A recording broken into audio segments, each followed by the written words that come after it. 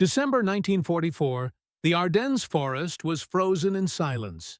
Snow fell in slow, soundless sheets, muffling the distant rumble of engines. In the darkness, a German patrol advanced carefully through the trees, breath rising in white clouds, rifles glinting under a pale sliver of moon. They had been warned that the Americans were regrouping, but no one expected them here. Not tonight.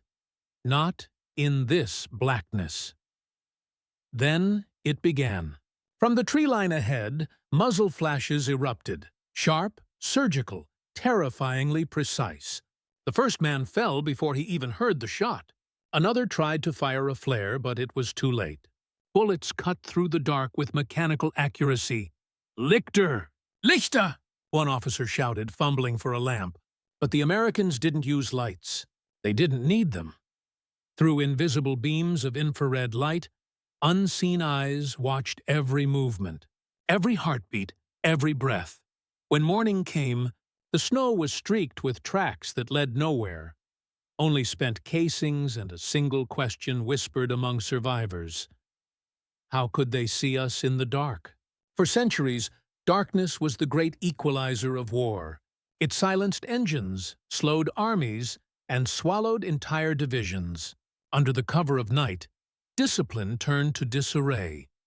Friend blurred into foe, and even the bravest soldier hesitated before the unseen. In the early years of World War II, this ancient truth still ruled the battlefield. The night was chaos. Searchlights cut trembling cones across the sky. Flares hissed into brief brilliance. Entire offensives were planned around the phases of the moon. A commander's first question before any night attack was not about firepower. It was about light. In Europe and North Africa alike, soldiers feared the dark as much as the enemy. Allied convoys were ambushed under starlight. German U-boats prowled unseen through black Atlantic waves. In the Pacific, jungles became mazes of invisible death. Japanese patrols slipped through shadows that American Marines could not penetrate. To fight at night was to fight blind, and blindness, in war, is weakness. By 1941, both the Axis and Allied powers recognized that whoever conquered the night would hold a decisive edge. In Germany, scientists of AEG and Zeiss began experimenting with a radical concept, infrared Sichtgerät, infrared sighting devices that could convert invisible light into visible images using cathode ray tubes. The principle was simple but revolutionary. Light beyond human perception could be captured and displayed electronically. In 1943, this research culminated in the Vampire infrared gun sight system mounted on Sturmgewehr 44 rifles and later the Panther tank. The device used an active infrared lamp, invisible to the eye, and a small scope that allowed the gunner to see in darkness. It was crude, bulky, and limited to a few hundred meters. But for German scientists, it was a glimpse into the future, a way to fight without light. Yet while Germany led in theory, America was quietly building something more adaptable. Across the Atlantic, the U.S. Army's Signal Corps, RCA laboratories, and Bell telephone scientists were working on their own secret projects, the Snooper Scope and Sniper Scope. These early American night vision devices combined portable infrared lamps with lightweight image converters that could be mounted on carbines or carried by scouts. The system projected an invisible beam that reflected off targets, captured through a sensor, and displayed as a ghostly green image inside the scope. It wasn't perfect. The battery packs were heavy, the range limited to about 75 yards, and the operator looked like a man wired into a machine. But it worked, and in the thick jungles of the Pacific, that was all that mattered. While Germany's Vampire devices remained confined to elite test units, the Americans began producing theirs by the thousands. By 1944, the Snooper Scope was being tested in New Guinea and the Philippines, where Japanese defenders relied on stealth and darkness to counter American firepower. For the first time, soldiers could see hidden enemies under starlight. figures glowing in spectral light through their scopes. The effect was unnerving. Men who had once feared the jungle night now moved through it like ghosts. It was like turning on the sun inside the dark, one Marine later recalled. You could see them, but they couldn't see you. This quiet revolution remained unknown to most of the world. The devices were classified, their production disguised under generic terms like electronic sighting apparatus. To the average American soldier, the night was still a wall of fear, but to a small number of experimental units, it had become something else. A battlefield advantage measured not in bullets, but in photons. Meanwhile, on the other side of the war, German commanders began noticing strange reports from the Pacific and Europe. Accounts of enemy patrols attacking without flares, accurate fire in total darkness, and shots fired as if guided by invisible light. At first, they dismissed them as coincidence or imagination, but soon the pattern grew undeniable. Somewhere, somehow, the Americans had found a way to turn night itself into an ally. By 1943, American industry had become the engine of scientific warfare. From radar to proximity fuses, the line between physics and strategy was vanishing. The laboratories that once made consumer radios now built the eyes of the modern soldier. Inside those labs, a quiet revolution was underway, one that would make light itself a weapon. The concept of seeing in the dark had been explored since the 1930s, but until the war, it was little more than theory. The military's problem was simple. Human sight ends at visible light, while the world continues beyond it, in the invisible spectrum of infrared. If a device could detect that hidden light, then soldiers could see what nature denied them. The U.S. Army Signal Corps partnered with RCA, Westinghouse, and Bell Laboratories to make it real. Their engineers designed compact infrared lamps that emitted light, undetectable to the human eye but easily visible through an image converter tube, a small electronic sensor that transformed infrared reflections into visible shadows on a screen. The idea was breathtakingly modern. Illuminate the battlefield with invisible light. At first, the devices were fragile and unpredictable. The power packs overheated, the image flickered, and the range rarely exceeded 100 yards. But American engineers were not constrained by scarcity. They had copper, glass, and the industrial capacity to iterate endlessly. By late 1943, prototypes of the snooper scope and sniper scope had entered field testing. The snooper scope, designed for reconnaissance, was handheld, resembling a compact periscope connected to a battery box slung over the operator's shoulder. The sniper scope, more specialized, attached to the M1 carbine and used a rifle-mounted infrared lamp. The operator, peering through the scope, saw the world as glowing outlines of heat and reflection, a spectral green universe invisible to everyone else. The devices made their combat debut in the Pacific Theater. On the dense islands of New Guinea and Leyte, U.S. troops faced Japanese defenders who fought from bunkers and trenches under total darkness. The Americans called in the Signal Corps' experimental teams equipped with snooper scopes to conduct night patrols. For the first time, warfare entered a new dimension. Reports from these units read like science fiction. Soldiers described seeing enemy movements hundreds of feet away, without light or sound. Machine gun nests that once ambushed patrols were now exposed under invisible beams. It was like daylight through fog, one lieutenant wrote after a successful raid. You could see their helmets shining, but they never saw us. The impact was devastating. Entire Japanese outposts were wiped out before dawn, their defenders unaware they had been seen. Night, once a shield, had become a trap. Yet secrecy was absolute. Only select units were issued the devices, and all were sworn to silence. The infrared lamps were classified as black light equipment, an intentionally misleading term. Even within the military, Most commanders had no idea what the technology truly was. Field manuals never mentioned it by name. To ensure security, captured devices were destroyed rather than risk enemy discovery. The Army feared that if Japan or Germany learned the secret, they could replicate or counter it before the war's end. Meanwhile, American researchers pushed the limits further. The Army Ordnance Department began experimenting with vehicle-mounted versions for armored patrols, anticipating future wars where tanks could operate by infrared at night. In laboratories, miniature circuits and improved photomultipliers were tested, the ancestors of modern night vision tubes. Germany, too, continued its own infrared experiments, but its production was fragmented, its logistics collapsing under bombing.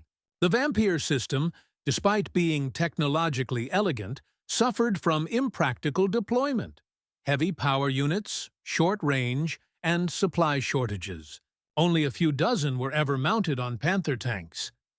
When these systems finally met on opposite sides of the war, the difference was profound. The German Vampire was brilliant, but desperate, a final gasp of innovation in a dying war. The American Snooper Scope was industrial and scalable, a prototype of an era when invention could be mass-produced overnight. Neither side knew it then, but these crude devices marked the dawn of electronic vision, the birth of warfare without darkness. The Germans had believed that their mastery of technology had made them untouchable. But soon, they would learn that America's greatest weapon wasn't just firepower. It was perception itself, the ability to see what others could not. Darkness had always been the soldier's oldest enemy. It hid ambushes, distorted sound, and bred panic. Every veteran of the Pacific or the European front could recall nights spent staring into voids where imagination filled the gaps that light could not. The difference between life and death after sundown was often a guess, a silhouette mistaken for movement, a rustle mistaken for approach. But in 1944, a small group of American soldiers were handed a device that erased all of that. To them, the jungle was no longer dark. It was luminous. Every leaf shimmered, every shadow had depth, and the enemy stood outlined in ghostly green. Through the snooper scope, the invisible world came alive. It felt unnatural, one corporal later recalled. You weren't hunting men anymore. You were watching shapes that didn't know you were real.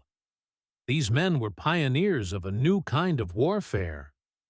They were called night riflemen, specially trained operators attached to patrols and sniper units in the Pacific.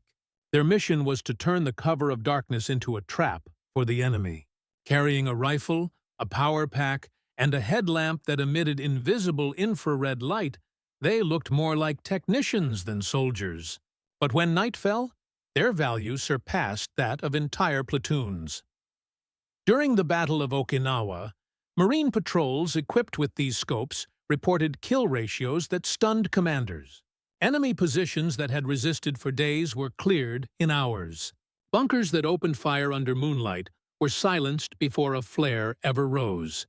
The devices extended the soldier's vision, and, with it, his power.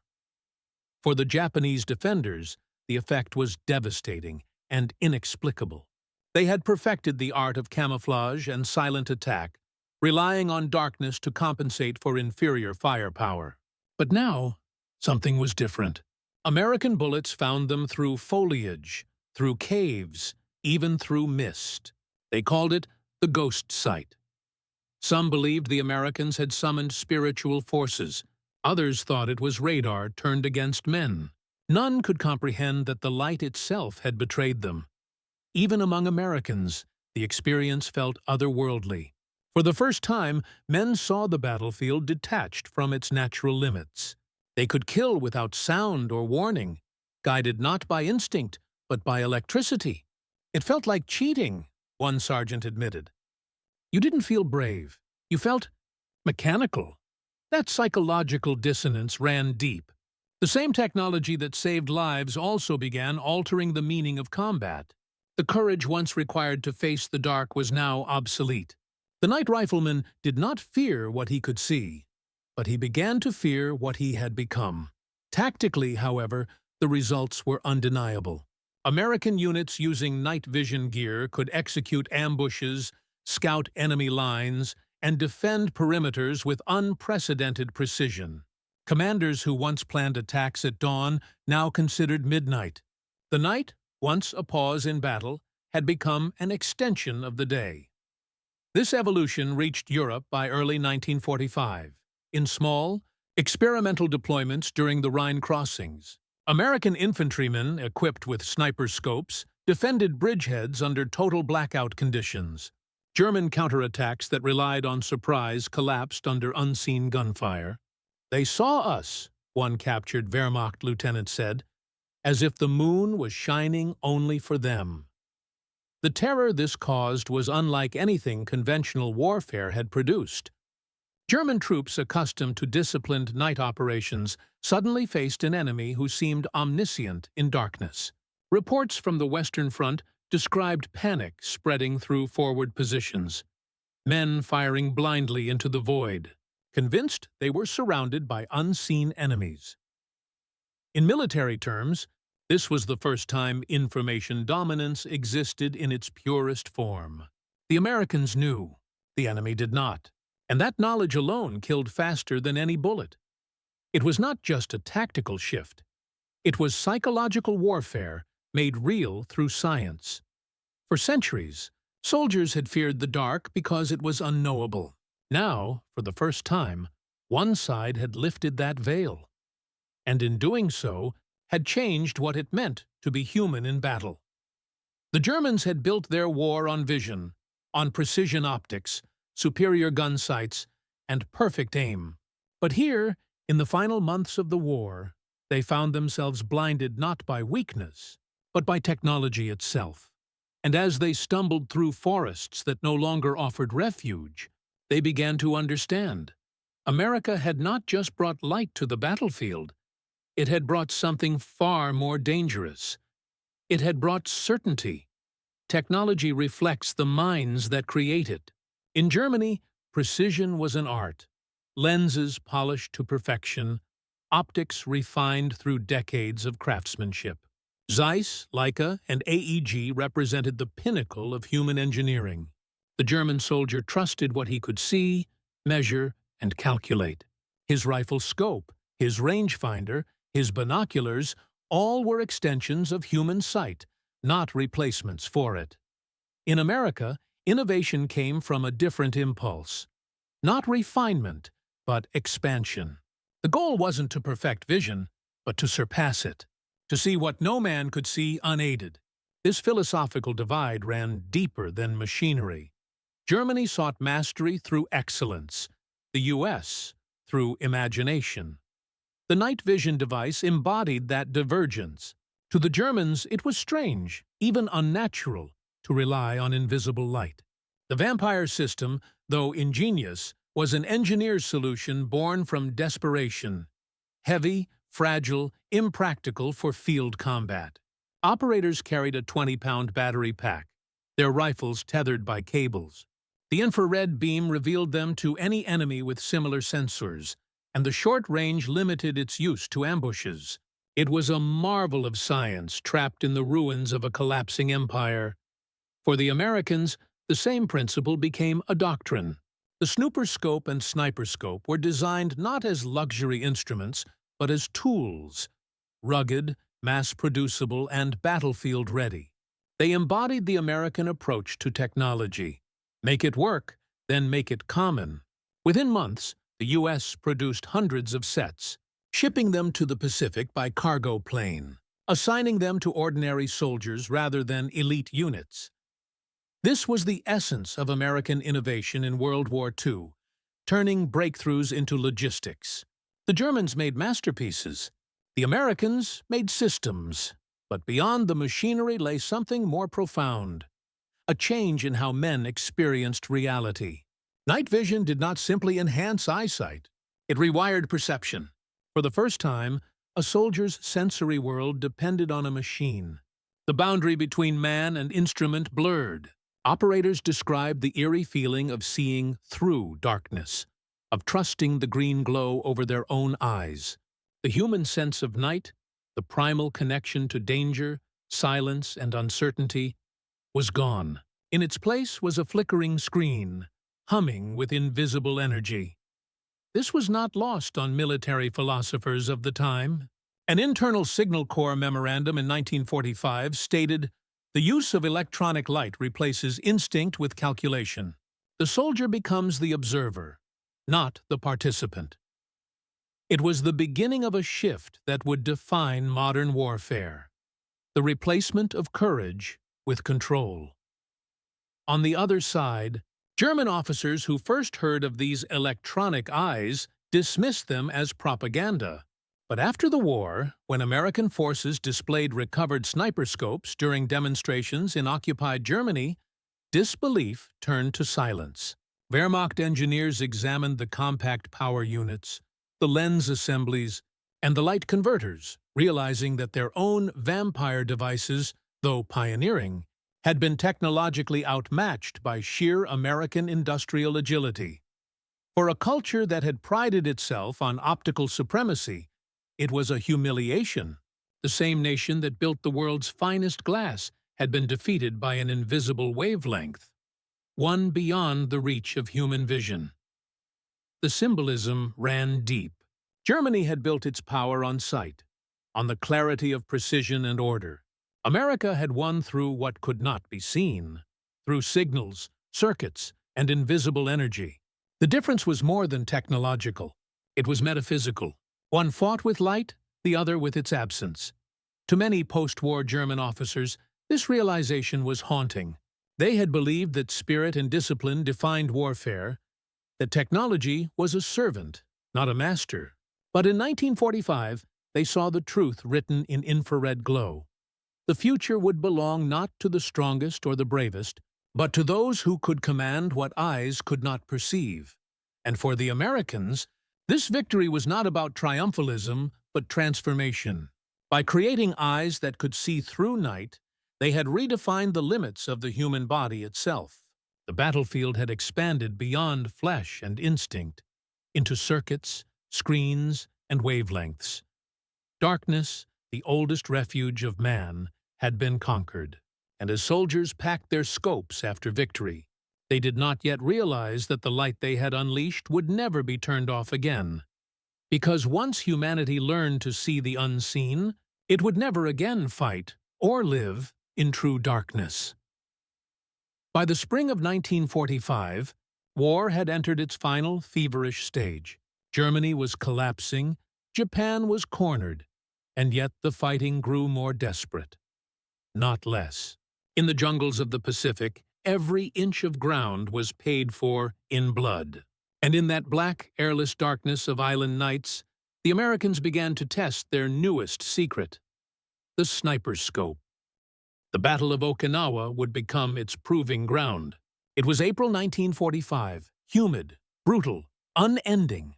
Rain turned foxholes into graves, and the nights into absolute voids.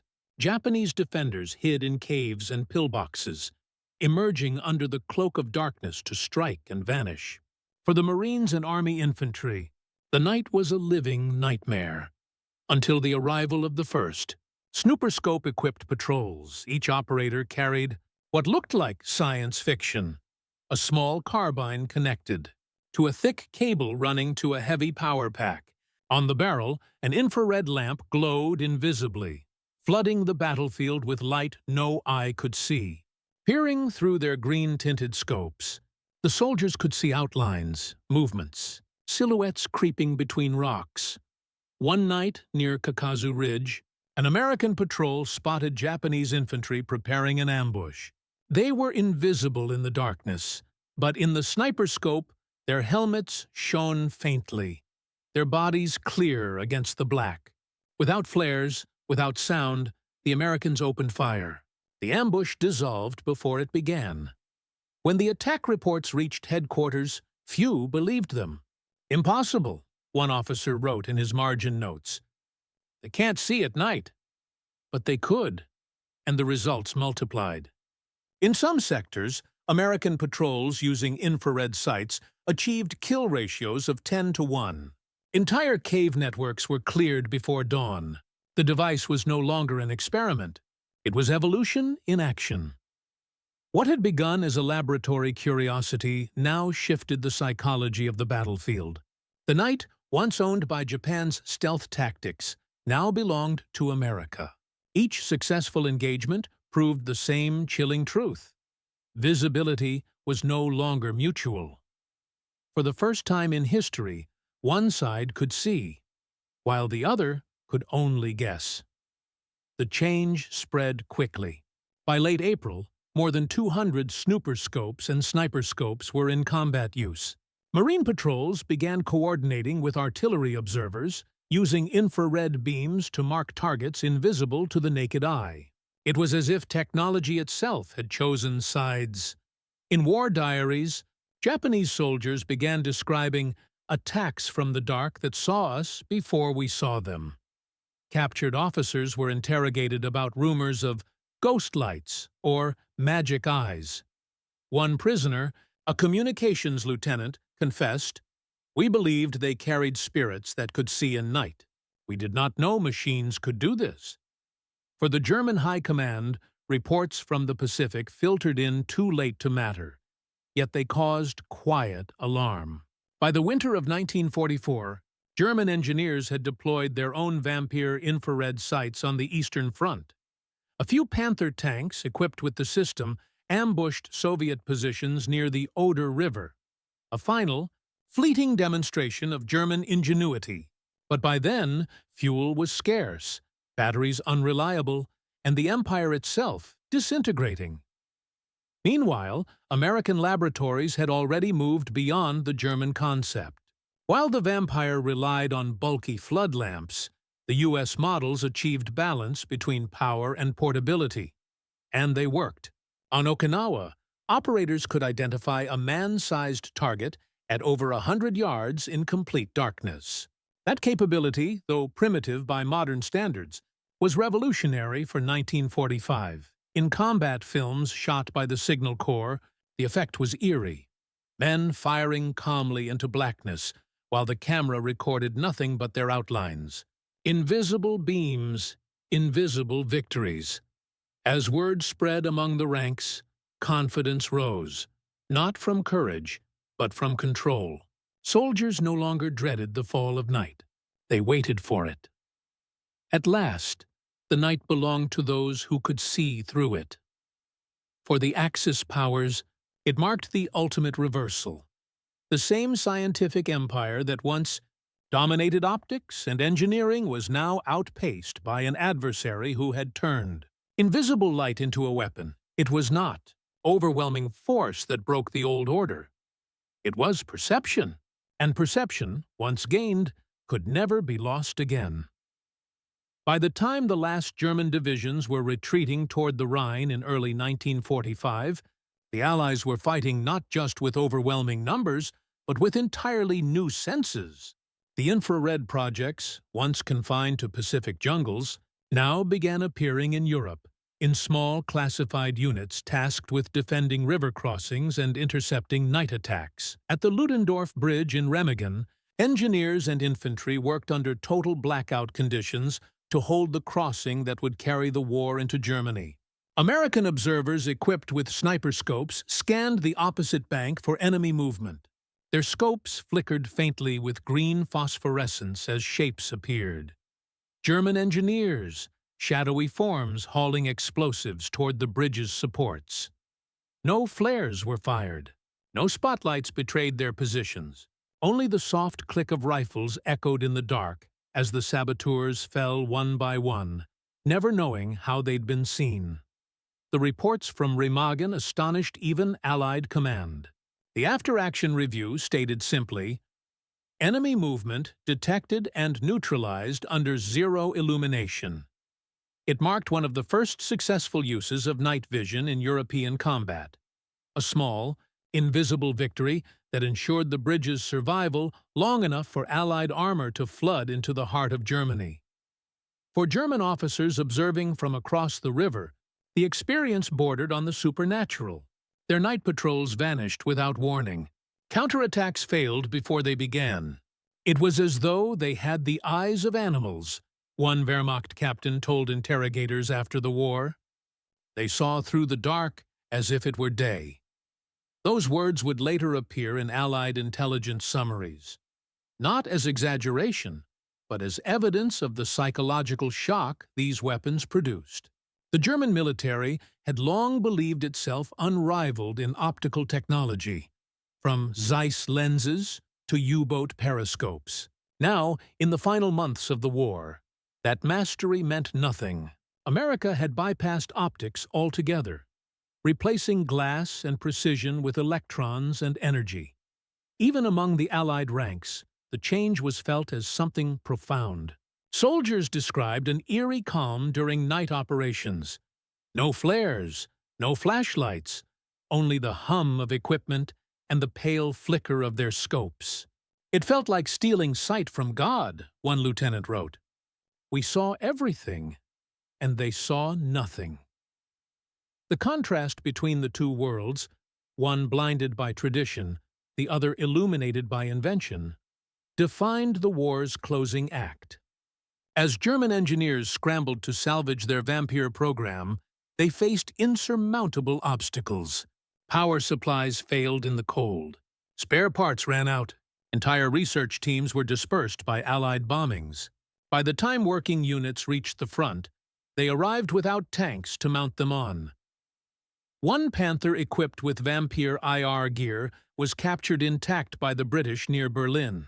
When American officers examined it, they were impressed, but also relieved. It was brilliant engineering trapped inside logistical ruin. The Vampire could see, but Germany could no longer fight. In May 1945, Allied intelligence units catalogued the remains of Germany's optical research facilities. Among the confiscated documents was a chilling note scrawled by an unknown scientist. We sought to bring light to the night. The Americans have already done it. That note, found in a destroyed Zeiss laboratory, symbolized the turning of an age. Germany, the nation that had led the world in precision, had been surpassed by a culture that valued iteration over perfection. After the surrender, captured officers were shown demonstrations of the American snooperscope. Many stood in silence as technicians illuminated targets invisible to the naked eye. General Hans von Luck, a panzer commander, later recalled his reaction. It was the first time I understood that the war had ended not in Berlin, but in science. He was right. The moment America conquered darkness, the battlefield changed forever. From then on, no army would again accept blindness as fate. The invisible war, the war of frequencies, wavelengths, and perception, had begun in earnest. It no longer mattered who had the most tanks or planes. The side that saw first, struck first, and understood the unseen would always prevail. The Germans had entered the war believing technology could serve willpower. They ended it, realizing willpower meant nothing against those who could see in the dark. When the guns fell silent in May 1945, Germany surrendered not only its armies, but its imagination. The men who once believed themselves masters of precision now found their laboratories stripped bare, their instruments boxed and shipped westward. Among the seized equipment were the infrared scopes, lenses, and prototypes of the Vampire program. The last relics of a war fought half in light, half in shadow. To the German officers brought before Allied interrogators, the shock was not just defeat, it was discovery. They had expected the victors to flaunt tanks and bombers, not invisible light. When American technicians demonstrated the snooperscope inside a darkened hangar in occupied Germany, the reaction bordered on disbelief. A single U.S. officer held a carbine fitted with a small cylindrical lamp. The lights were turned off. The room plunged into total blackness. Then, on a screen projected from the device's output, shapes emerged. People, rifles, outlines glowing in spectral green.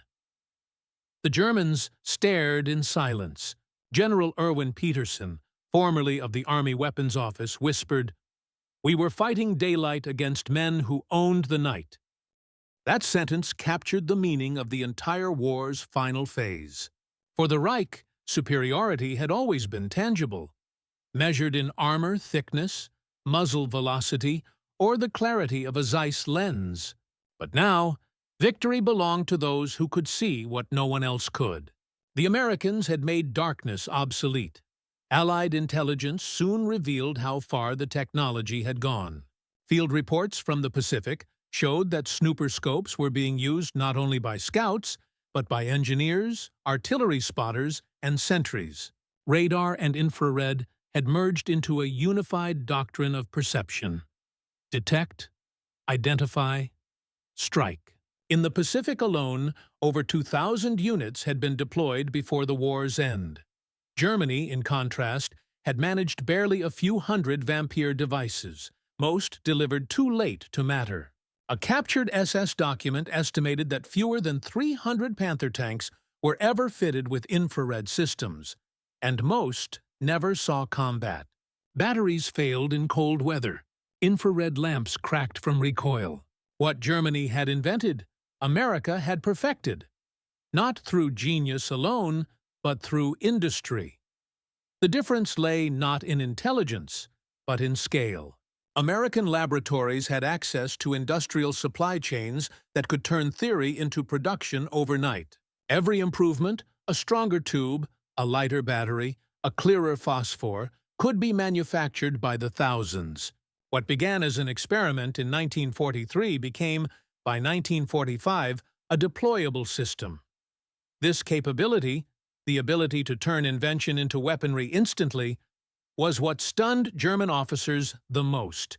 In post-war debriefings, one scientist lamented, "We had the same ideas, but they had the means to make them real." That realization was bitter. The Vampire had represented one of Germany's most advanced wartime technologies, yet it was the Americans who had realized its full potential. To Allied intelligence analysts, night vision was more than a weapon. It was a window into the future. Reports sent to Washington predicted its expansion into vehicles, aircraft, and naval targeting systems. The Office of Naval Research immediately began funding infrared guidance for torpedoes, while the Army Signal Corps adapted the principles for early missile control. What had started as a battlefield advantage now hinted at a complete redefinition of warfare. One fought through wavelengths, not willpower. For the German officers witnessing this transition, it was deeply symbolic. The empire that had worshipped the visible, that built its identity on clarity, order, and precision, had been defeated by the invisible. The Americans had made the unseen visible, and in doing so, rendered every German advantage obsolete. In the ruins of Zeiss factories and research centers, Allied teams catalogued unfinished infrared projects, anti-aircraft night sights, sniper scopes, and vehicle detectors. Many were shipped to Fort Monmouth and the U.S. Naval Research Laboratory, where they became the foundation of America's Cold War optical dominance. But for the men who had once designed them, the irony was unbearable. Their nation's genius had not saved them. It had been absorbed by the very enemy they thought inferior in science. In the interrogations that followed, one officer reportedly said, "We built for perfection. They built for tomorrow." And that tomorrow had already begun. One where war would no longer pause when the sun set, and where darkness, once nature's shield, would never again belong to those who hid within it. When the war ended, the laboratories stayed lit. America, unscarred and unmatched, turned its wartime inventions into instruments of dominance. The night vision devices that had once been top secret were quietly folded into the research programs of the newly established Office of Naval Research and the Army Electronics Command. The war for territory had ended, but the war for perception had only begun. In 1946, at Fort Belvoir in Virginia, scientists demonstrated a refined version of the sniper scope to visiting military officials. This new model, lighter and sharper, allowed clear identification of targets at 200 yards. The test took place in complete darkness, under a sky without moon or stars. Observers stood in disbelief as the operator described objects invisible to everyone else. "We are teaching men to see beyond the human eye," the project leader said simply. No one laughed. They all understood what that meant. The next war would begin where human senses ended. From there, night vision branched outward. The Korean War saw the first large-scale deployment of improved infrared rifle scopes and vehicle-mounted sensors. American patrols once again dominated darkness, ambushing North Korean and Chinese units who believed nightfall brought safety. In battlefield reports, commanders noted that enemy night movement is suicidal. The lessons of Okinawa had become military doctrine. Meanwhile, in post-war Germany, the scientists who had pioneered the vampire and infrared programs found themselves working under new flags. Some were recruited by the Soviets. Others, under Operation Paperclip, went to the United States. Their research continued, but now it served the very nations that had once destroyed their homeland. Among those captured notes and prototypes were blueprints for early infrared searchlights and detectors. The Americans integrated them into experimental systems for tanks and aircraft, while the Soviets adapted them for their own armored divisions. The competition that began in secret labs during World War II had now evolved into the global arms race of the Cold War. What neither side admitted publicly was the moral weight of what they had built. In a 1947 report titled Human Factors in Infrared Warfare, a U.S. Navy psychologist warned, "The disconnection between the act of killing and the awareness of the enemy's humanity will widen as electronic sight becomes universal." He was describing something far deeper than strategy, a shift in what it meant to fight. The night vision soldier no longer faced his opponent. He observed him, detached and unseen, reducing battle to image and signal. The intimacy of war, the fear, the mutual recognition, was disappearing into the screen's green glow. For the German officers, who later visited Allied exhibitions of new technology, this transformation was both awe-inspiring and tragic.